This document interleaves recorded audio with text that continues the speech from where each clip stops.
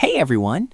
In this quick tutorial, I'm going to show you exactly how to connect your Funding Pips account to MetaTrader 5. So if you want to start trading quickly and access your account on MetaTrader 5, follow along step by step.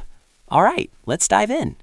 First, open your MetaTrader 5 app on your phone or device. Once you're in, tap the three lines at the top left corner. That's the menu. Next, tap on Manage Accounts. Here, you'll see a list of your existing accounts. To add a new one, tap the plus icon at the top. Now, in the search bar, type Funding Pips. You'll see a few servers pop up. Make sure you select the server that matches your Funding Pips account.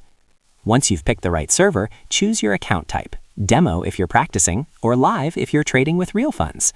Next, enter your Funding Pips login credentials, your username and password. You can also choose to save your password for a faster login next time.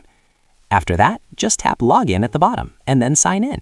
That's it. Your Funding Pips account is now connected to MT5, and you're ready to start trading. And that's all there is to it. Connecting your account is super simple and only takes a few minutes. If you found this guide helpful, don't forget to like this video and subscribe for more quick trading tutorials.